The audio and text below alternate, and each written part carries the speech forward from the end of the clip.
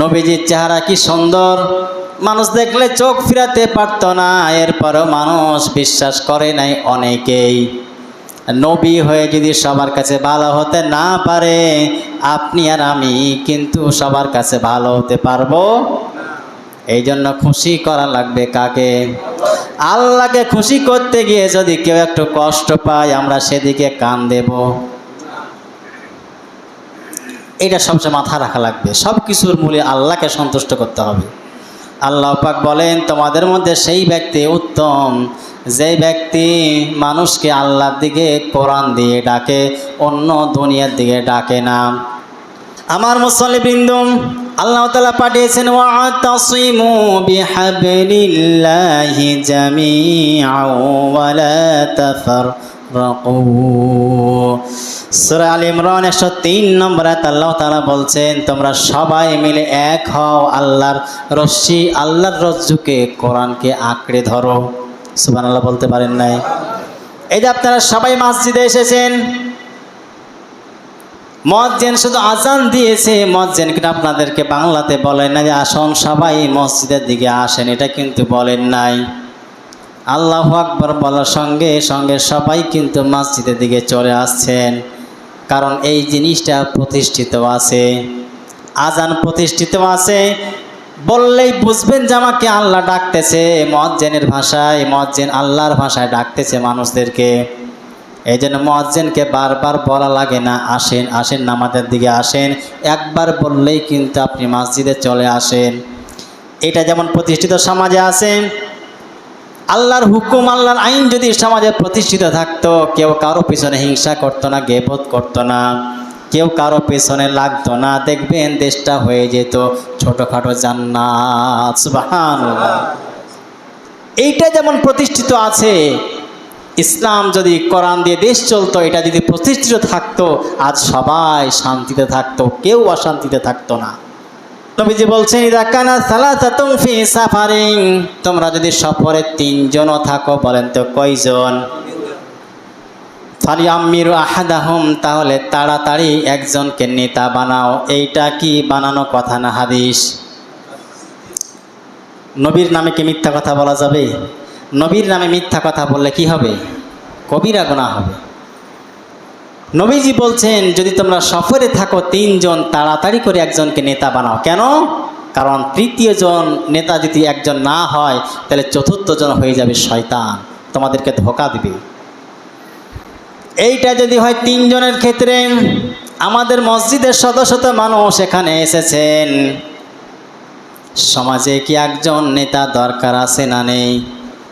এইটা আল্লাহ নিজেই জানাচ্ছেন। যারা এইটাকে অন্য কোনো দিকে মনে করবেন, তাহলে তাদের কবিরা গুনাহ হবে। যারা মনে করবেন যেগুলো হুজুর বানিয়ে বানিয়ে বলেন, কি হবে? কবিরা গুনাহ হবে না, আল্লাহর আয়াতকে অস্বীকার করা হবে। আল্লাহ তাআলা বলছেন, ওয়ালতাকুম মিনকুম উম্মাতুন ইয়াদউনা ইলাল খায়রি ওয়া ইয়ামুরুনা বিল মা'রুফি ওয়া ইয়ানহাউনা আনিল মুনকার ওয়া উলাইকা হুমুল মুফলিহুন। সূরা আল ইমরান 104 নম্বর আয়াত আল্লাহ তাআলা বলছেন, তোমাদের মধ্যে একটা দল থাকা দরকার। এখন দলের নাম শুনলে কিন্তু মনটা খারাপ হবে না? হবে না? আল্লাহ নিজেই যে দলের কথা বলছেন, ওই দলের নাম শুনলে যাদের কষ্ট হয়, তাদের কিন্তু কবিরা গুনাহ হবে। আর কবিরা গুনাহ তাওবা ছাড়া মাফ, এমনকি ঈমান পর্যন্ত চলে যেতে পারে।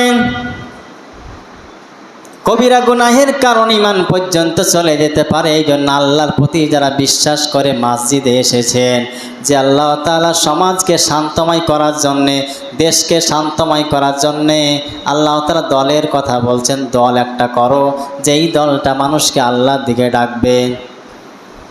ওয়ালতাকুম মিনকুম উম্মাহ, তোমাদের মধ্যে একটা দল থাকবে।